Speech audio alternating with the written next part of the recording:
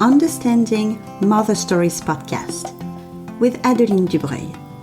Your 10 minutes to talk about mothering and matrescence.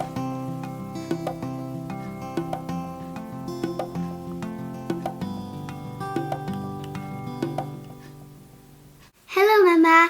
Today we are going to talk with my mom about what it means to be healthy because I'm trying to be healthy. Hello, Mama. Today I'm so lucky to have a little conversation about health with my almost 7-year-old daughter. She has wonderful ideas and I want her to share with you what she's put in place to care for herself and her health. So, why do you think we need to be healthy? Because if we are not healthy, we would die. Because if we're healthy, we help our cells in our body so that they get repaired better and stuff. And it's like your cells were eating. It's like your cells are eating? Yeah. Yeah. And if you're not healthy, then you're not taking care of your cells, and it will make you die because your cells are you, so it goes together, all of it. Mm-hmm. And what do you do to be healthy? I try to eat fruits and vegetables and meat and like medium sugar stuff, so it's not too bad each day, so that I know what I'm eating. Mm-hmm. Okay. And what did you create this morning to keep track of your health? I created a little paper thing where I have different spaces on it. So that, for example, I have one for the stuff I eat, where I have the sugars, the fruits, the vegetables, the meat, and the cereals. I have one for liquids, for the water, the milk, and milk is also transformed into cheese. Then I put the cheese. So all your dairy, you mean? Yeah, all my dairy stuff goes together too in that space. And then for the exercise, you could say, I have, see if I'm running, doing my bicycle, dancing, jumping, playing with a ball. Going on your scooter. Yeah, going on my scooter. And then right now it's the vacation, so you don't have your activities, but usually you have also dance class or gym class. Yeah, sometimes when I was on the break. And I also put the date so that at the end of the week I can find each day what I ate, and so that I can keep track and see what's the stuff I would need to get healthier. Because if you keep track and especially know what you're eating, then you can do stuff that you maybe didn't do before that is good for you to help you be healthy. Okay, so how do you think other kids could eat healthier and stay healthy? Well, by doing the same thing than me, by trying to keep track of their health and do the little thing that I made so that they can get healthier and like me, keep track, know what they're eating, and do better. So by keeping track, you mean, so what she did is she has a piece of paper with the different categories like the vegetables, the fruits, the sugar intake, the protein, the dairy, the liquids, and what she does for physical exercise every day. So do you think it would be a good idea for other kids to do that? Yes, if they can, of course. Okay. And how can we know if things are healthy? Like, for example, we talk about being healthy, but how do we know if what we eat is healthy or not? And when you go to the store, there's so many cool stuff to buy. Like, how a child is supposed to know what's healthy or what's not if their mom is not around to tell them. Yeah, the first thing that you need to know is know how to read, because you really need to know how to read when you're going to do this. Is to look at, normally you can find this on a can or a bag or the wrap of a chocolate bar, it's gonna say the value of the nutritional the value. nutritional value. Yeah. And what you know is you have to read the fiber amount, protein amount, and sugar amount. For kids like my age, from 6 to 7 and more, or plus,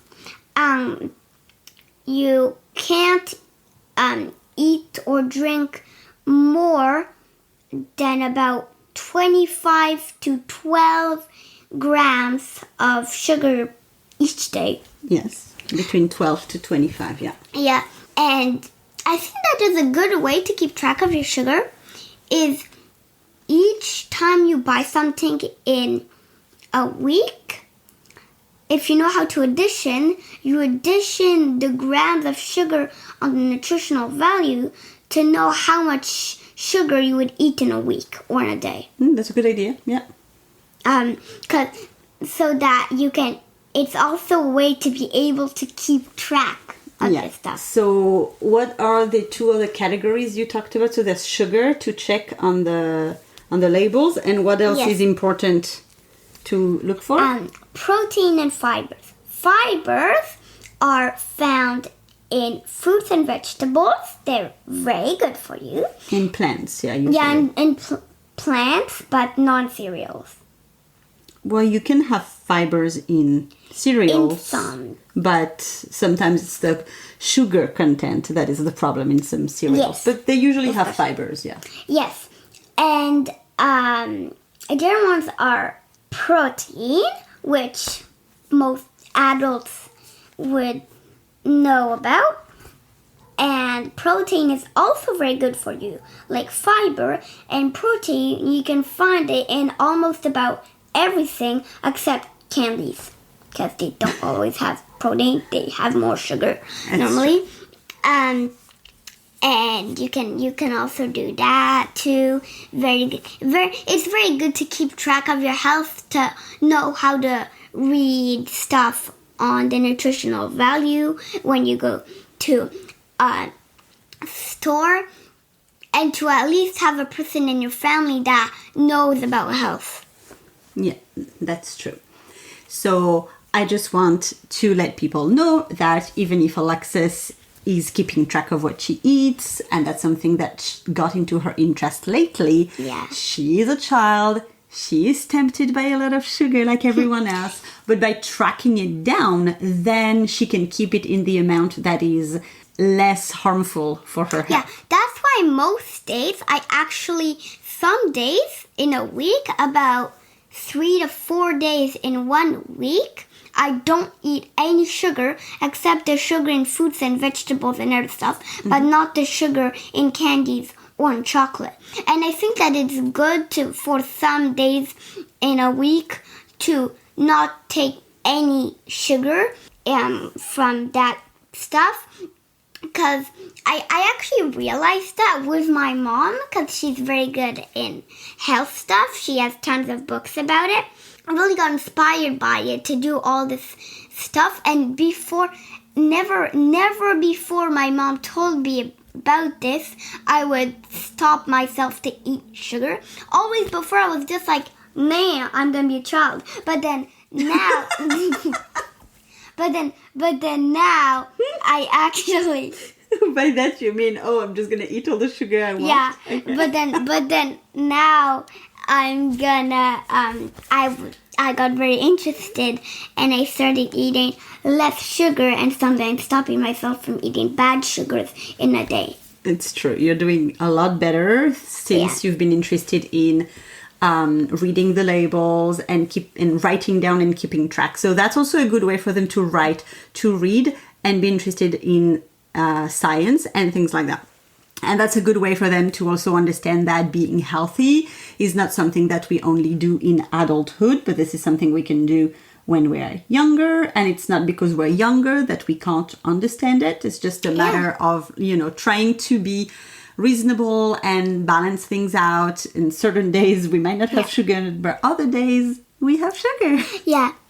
And one more thing to tell you that I just popped up in my head is that if you find yourself faced to an ad of a chocolate bar, do never listen to it and watch the nutritional value, because ads, they just try to pretend that their stuff is very nutritional for you to eat, but then they're actually faking it for you to try to eat it when it's not healthy for you. So always make sure you're looking at the labels and don't care about ads.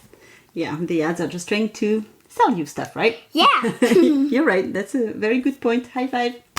Thank you so much, Alexis, and thank you, everyone. Until next time, Mama. And Charles. Hey, Mama. Would you like to have some more clarity on the kind of mother you want to be, or you need help to get where you want to be? Then go to ohmama.ca and grab my free journaling challenge. I will help you every single day get where you want to be.